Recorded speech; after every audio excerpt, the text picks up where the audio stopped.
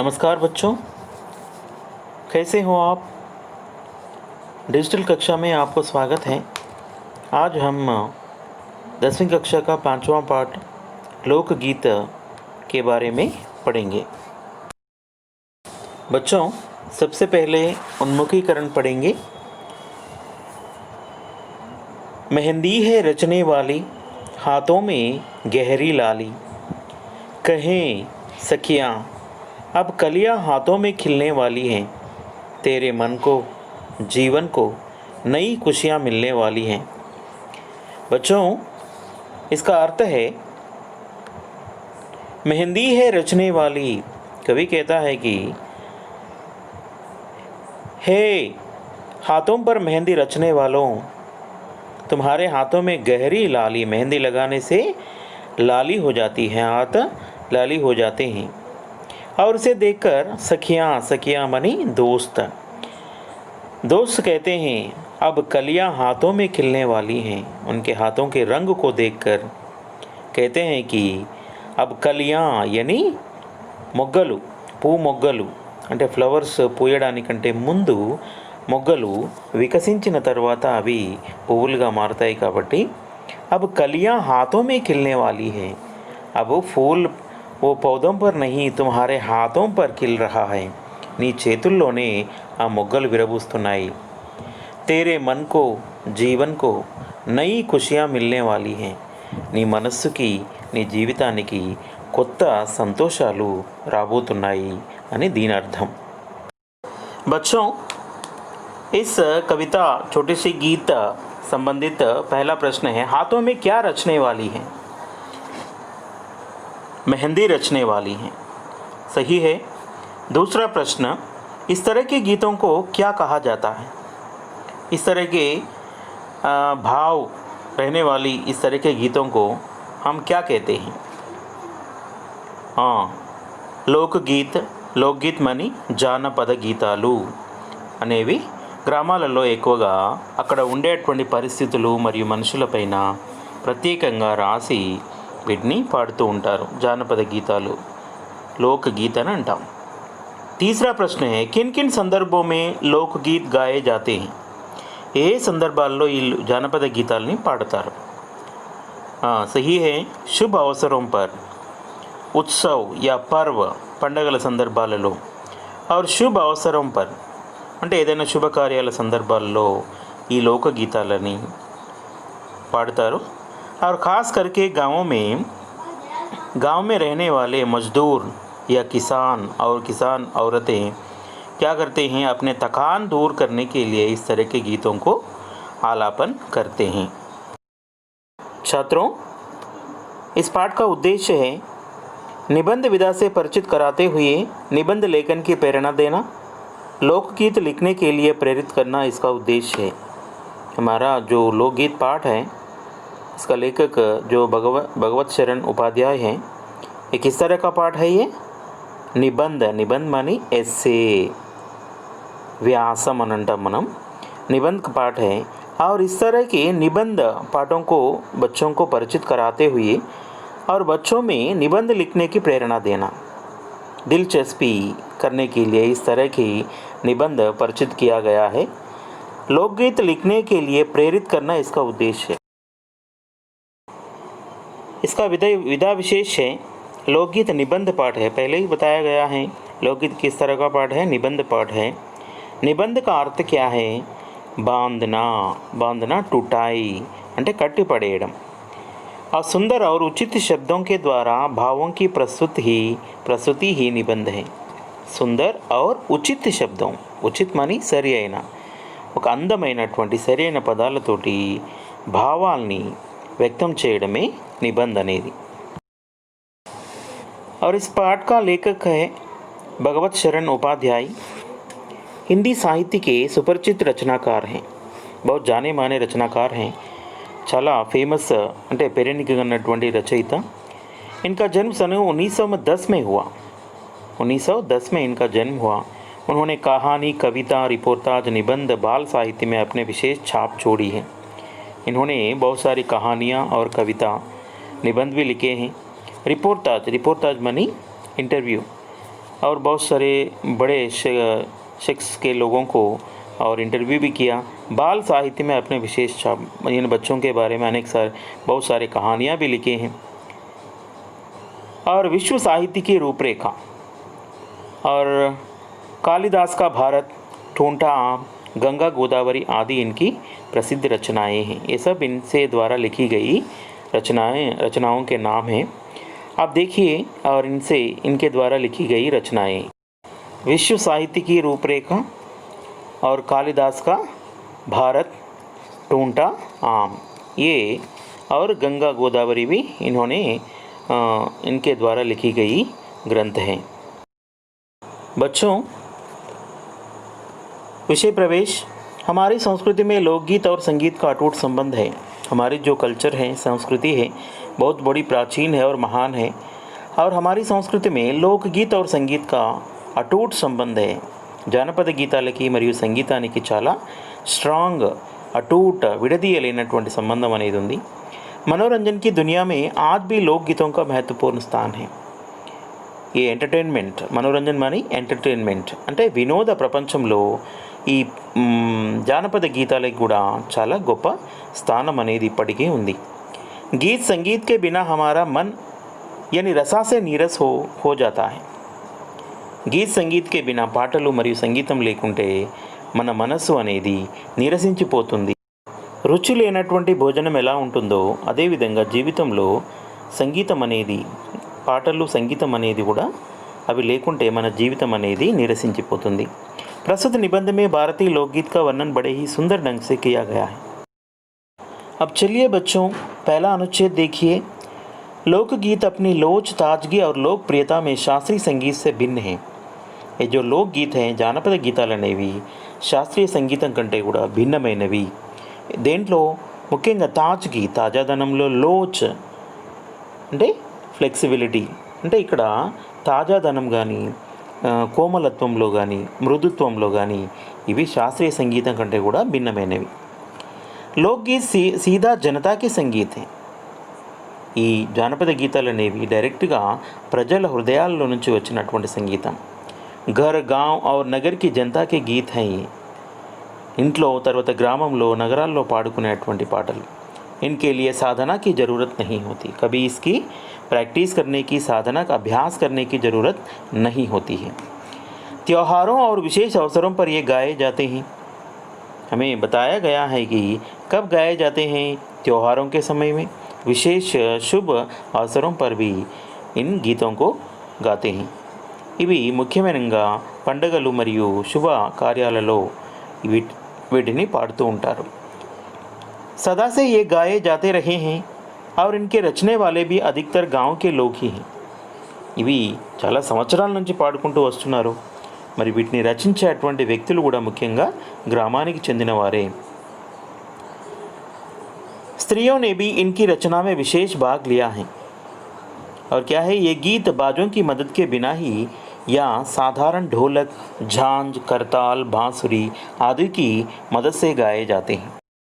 ఈ జానపద గీతాలని రాయడంలో స్త్రీలు కూడా ఎక్కువగా భాగం పంచుకుంటున్నారు, వాళ్ళు కూడా రాస్తున్నారు। ముఖ్యంగా ఈ పాటలు అనేవి కేవలం వాయిద్యాల సహాయం లేకుండా కూడా వీటిని పాడవచ్చు।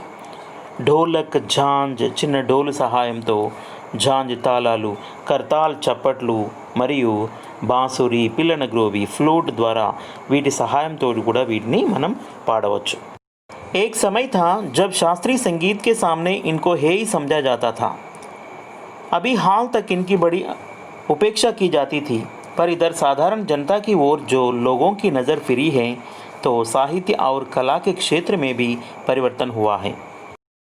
కొద్ది సంవత్సరాల క్రితం వరకు కూడా ఈ శాస్త్రీయ సంగీతం ముందు ఈ జానపద గీతాలని చాలా హేయమైనటువంటి, తక్కువ చూపుతో చూస్తూ ఉండేవారు। కానీ మొన్నటి వరకు కూడా, చాలా సంవత్సరాల క్రితం వరకు కూడా వీటిని నిర్లక్ష్యం చేయడం అనేది జరిగింది।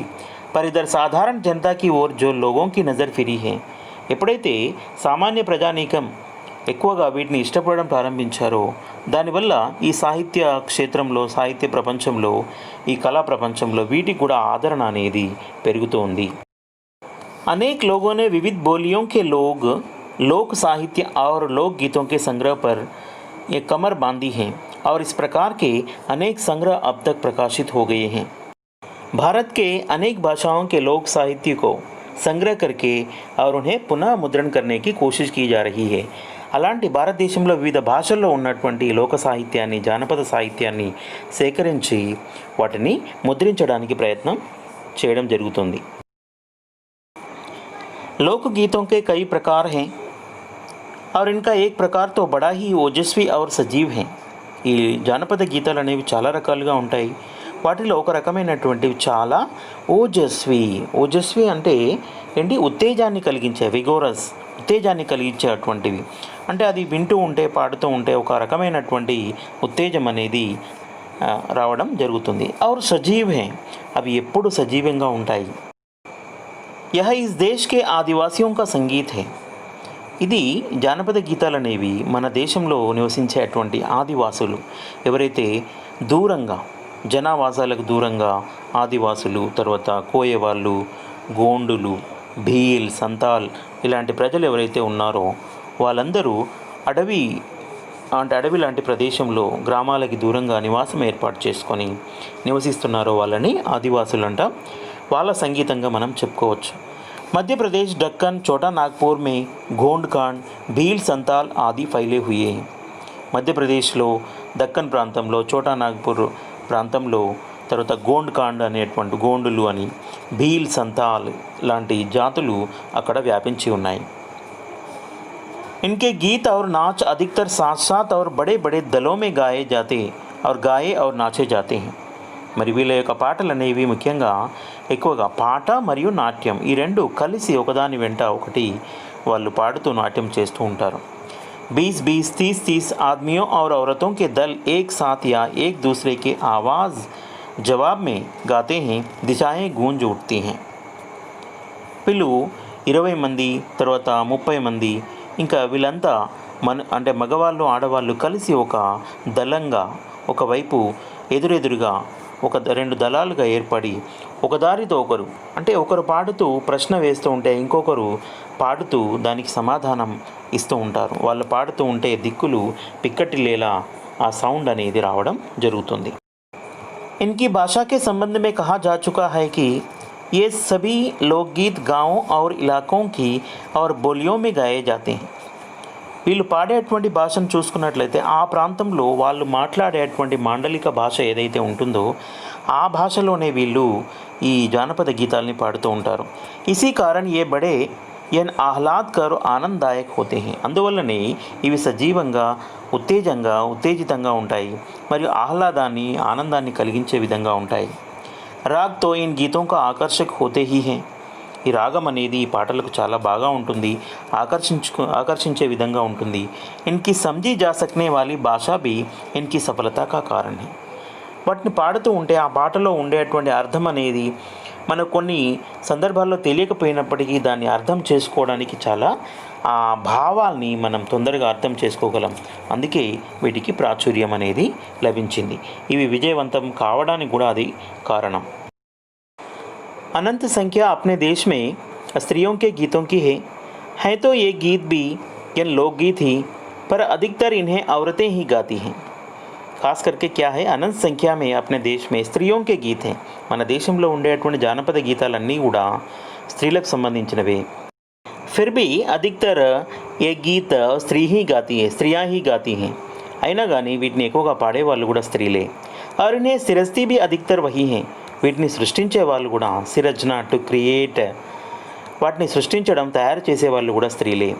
वैसे मर्द रचने वालों या गाने वालों की भी कमी नहीं है, पर इन गीतों का संबंध विशेषतः स्त्री से है।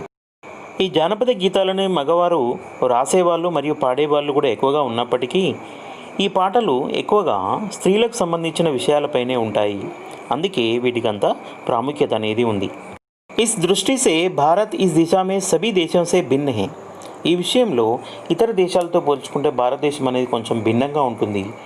क्योंकि संसार के अन्य देशों में स्त्रियों के अपने गीत मर्दों या जन गीतों से अलग और भिन्न नहीं हैं, मिले जुले ही हैं। ఎందుకంటే ప్రపంచంలోని ఇతర దేశాలను పోల్చుకుంటే స్త్రీల పాటలు, మగవారి పాటలు లేదా జానపద గీతాలకు భిన్నంగా అనేది ఉండవు। అవి కలిసిమెలిసి ఉంటాయి. एक विशेष बात यह है कि नारियों के गाने साधारणतः अकेले नहीं गाए जाते हैं, दल बांधकर गाए जाते हैं. ముఖ్యమైన విషయం ఏంటంటే ఈ స్త్రీల పాటలు అనేవి సాధారణంగా ఒంటరిగా పాడడం అనేది కాకుండా గుంపులుగా కలిసి పాడుతూ ఉంటారు. అన్ని గొంతులన్నీ ఒకేసారి అనేక కంటే ఏక్ సాత్ ఫూట్తే హై, గొంతులన్నీ ఒకేసారి కలిసి ఈ పాటను అందుకుంటాయి. अधिकतर उनमें मेल नहीं होता, फिर भी त्योहारों और शुभ अवसरों पर वे बहुत ही भले गाते लगते हैं. వాటిలో రెండు ఆ గొంతులన్నీ కలవనప్పటికీ కూడా ఈ పండగల సందర్భాల్లో ఇంకేదైనా శుభకార్య సందర్భాల్లో కూడా చాలా బాగా ఈ పాటల్ని పాడుతూ ఉంటారు. गाँवों और नगरों में गायिकाएँ भी होती हैं जो विवाह जन्म आदि के अवसरों पर गाने के लिए बुला ली जाती हैं. కొన్ని గ్రామాల్లో నగరాల్లో వీటిని పాడడం కోసం ప్రత్యేకంగా స్త్రీలు ఉంటారు, గాయనిమణులు ఉంటారు. వాళ్ళు వివాహ సందర్భాల్లో కానీ ఏదైనా పుట్టినరోజు వేడుకలప్పుడు కానీ శుభకార్యాల సమయంలో వాళ్ళను పిలిపించి పాటలను పాడిస్తూ ఉంటారు. सभी ऋतुओं में స్త్రీయా ఉల్లాసిత్ హోకర్ దల్ బాంధకర్ గాతీ హై, యాని సభీ తరహీ ఋతు మే, అన్ని ఋతువుల్లో కూడా స్త్రీలు సంతోషంతో గుంపులుగా ఏర్పడి పాటలు పాడుతూ ఉంటారు. पर होली बरसात की कजरी आदि तो और उनकी अपनी चीज़ हैं जो सुनते ही बनती हैं. ఆ హోలీ సమయాల్లో కానీ బర్సాత్ వర్షాకాల సమయంలో వాళ్ళు పాడేటువంటి పాటల్ని మనం చూడడం చాలా కనువింపుగా ఉంటుంది. पूरब की बोलियों में अधिकतर मैथिल कोकिल विद्यापति के गीत गाए जाते हैं. ఈ మన నార్త్ ఇండియాలో చూసినట్లయితే ఉత్తర భారతదేశంలో ఎక్కువగా ఈ మైథిల్ కోకిల్ అనేటువంటి రాగాన్ని విద్యాపతి ప్రాచీన రచయిత, అతని పేరు మీద కూడా కొన్ని రాగాలని సృష్టించబడిన జరిగింది. पर सारे देश के कश्मीर से कन्याकुमारी तक और कटियावाड़, गुजरात, राजस्थान से उड़ीसा, आंध्र तक अपने अपने विद्यापति हैं. ఉత్తర భారతదేశంలో పూరబ్కి బోలి, ఉత్తర భారతదేశంలో ఉన్నటువంటి మాండలిక భాషల్లో ఎక్కువగా మైథిల్ అనేది కోకిల, విద్యాపతి లాంటి రాగాల్ని ఆలపిస్తూ ఉంటారు. పూర్తి భారతదేశంలో కశ్మీర్ నుంచి కన్యాకుమారి వరకు, కటియావాడ్, గుజరాత్, రాజస్థాన్ నుండి ఒరిస్సా, आंध्र प्रदेश वरक गुड़ा अपने अपने विद्यापति एक प्राचीन साहित्यकार हैं और उनके ऊपर भी एक राग का यानी एक राग है और इस तरह की मैथिल, कोकिल, विद्यापति आदि तरह के गीत गाते हैं. स्त्रियां ढोलक की मदद से गाती हैं. अधिकतर उनके गाने के साथ नाच का भी पुट होता है. और गुजरात का एक प्रकार का दली गायन गरबा है जिसे विशेष विधि से और घेरे में घूम घूम कर औरतें गाती हैं. ముఖ్యంగా స్త్రీలు డోలు సహాయంతో కూడా పాటలు పాడుతూ ఉంటారు. ఎక్కువగా పాటలు పాడడంతో పాటుగా నాచ్ అంటే నాట్యం చేయడము, యాక్టింగ్ చేయడం కూడా చేస్తూ ఉంటారు. ఈ గుజరాత్ సంబంధించినంత వరకు ఒక గుంపులుగా పాడేటువంటి ఒక పాట, దాన్ని మనం గర్బా అంటాం. ఈ గర్బా డ్యాన్స్ అనేది చాలా ప్రసిద్ధిగాంచింది. ఇది ప్రత్యేకంగా విశేష విధిసే ఘేరేమే ఘూమ్ ఘూమ్కర్, చుట్టూ గుండ్రంగా నిలబడి తిరుగుతూ ఈ స్త్రీలు ఈ పాటల్ని గర్బా నృత్యం చేస్తూ పాటలు పాడుతూ ఉంటారు. साथ ही लड़कियां भी बजाती जाती हैं जो बाजे का काम करती हैं. ఈ డోలు వాయించే వాళ్ళు ఎవరైతే స్త్రీలు ఉన్నారో వాళ్ళు వాయిస్తూ ఉంటారు, దాంట్లో నృత్యం కూడా చేస్తూ ఉంటారు. ఇస్మే నాచ్ గాన్ సాత్ సాత్ చల్తే हैं, పాట మరియు ఆట కూడా కలిసి ఉంటుంది. వస్తుత यह नाच ही है, सभी प्रांतों में यह लोकप्रिय हो चला है. అన్ని ప్రాంతాల్లో కూడా ఈ గర్బా డ్యాన్స్ అనేది, గర్బా నృత్యం అనేది చాలా ప్రసిద్ధిగాంచింది. इसी प्रकार होली के अवसर पर यानी ब्रज में रसिया चलता है और जिसे दल के दल लोग गाते हैं, स्त्रियां विशेष तौर पर. रसिया అంటే ముఖ్యంగా రసియా బ్రజ్ క్షేత్రమే హోలీ పర్ గాయే జానే వాలా లోకగీత్. ఈ బీహార్ ప్రాంతంలో ఉండేటువంటి బ్రజ్ ప్రాంతంలో ఈ హోలీ సమయంలో పాడబడేటువంటి ఈ యొక్క జానపద గీతం రసియా. ముఖ్యంగా శ్రీకృష్ణుడు మరియు రాధ వాళ్ళ మధ్య ఉన్నటువంటి ప్రేమను ఆధారం చేసుకొని ఈ యొక్క రసియా అనేది ఆడడం జరుగుతుంది. गाँव के गीतों के वास्तव में अनंत प्रकार हैं. जीवन जहाँ इटला कर लहराता है वहाँ भला आनंद के स्रोतों की कमी हो सकती है और उद्दाम जीवन के ही वहाँ के अनंत संख्यक गाने प्रतीक हैं. ముఖ్యంగా గ్రామంలో ఉండేటువంటి, వాస్తవంగా గ్రామాల్లో ఉన్నటువంటి పాటలు అనేవి అనేక రకాలుగా ఉంటాయి. జీవితం ఎక్కడైతే సంతోషపడుతూ ఉవ్వెత్తున లేస్తూ మనసు ఉప్పొంగుతుందో అక్కడ ఆనందానికి కొదవ అనేది ఉండదు. జీవన్ కే హీ వహాకే అనంత సంఖ్యక్ గానే ప్రతీక్ హై. ఆ సమయంలో అలాంటి సందర్భాల్లో జీవితంలో ఎన్నో రకాలైన అనంత సంఖ్యాకమైనటువంటి పాటలు అనేవి సృష్టించబడుతూ ఉంటాయి. बच्चों, शब्दार्थ देखिए. लोच ఫ్లెక్సిబిలిటీ, కోమలత్వం. హేయ్ వేస్ట్ వ్యర్థమైన. ఉపేక్ష ఇగ్నోర్ ఉపేక్షించుట. బోలియా లాంగ్వేజెస్ భాషలు. అటూట్ స్ట్రాంగ్ దృఢమైన. ఓజస్వి విగోరస్ ఉత్తేజాన్నిచ్చేవి. గూంజ్నా ఈఖో ప్రతిధ్వనించు. సిరజ్నా టు క్రియేట్ సృష్టించుట. ఇఠలానా ఫ్లాంట్ ఆడంబరం. కర్తాల్ క్లాపింగ్ చప్పట్లు. ఝాంజ్ సింబల్ తప్పెట్లు. బఖాన్ కర్నా టు నరేట్ వర్ణించుట. बच्चों, पर्यायवाची शब्द. साधना अभ्यास, आदत डालना, संधान करना. त्योहार पर्व, जलसा, जश्न. देहात गांव, ग्राम, खेड़ा. विलोम शब्द. सजीव निर्जीव. परदेशी स्वदेशी. शास्त्रीय अशास्त्रीय. लिंग बदलना. गायक गायिका. कवि कवयित्री. लेखक लेखिका. इक प्रत्यय जोड़कर लिखिए.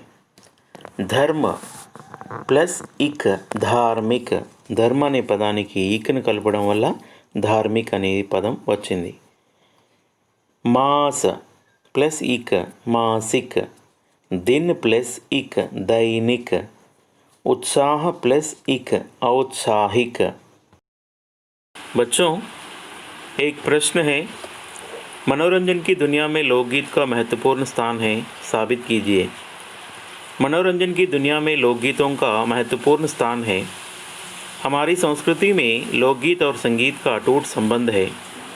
गीत संगीत के बिना हमारे मन रसा से नीरस हो जाता है. लोकगीत जो हैं वे घर, गांव और जनता के गीत हैं. त्योहारों और विशेष अवसरों पर ये गाए जाते हैं. इनके लिए कोई साधना की ज़रूरत नहीं होती. ये बड़े आह्लादकर और आनंददायक होते हैं. त्योहारों पर, विवाहों के, जन्मदिन आदि सभी अवसरों में ये गाए जाते हैं.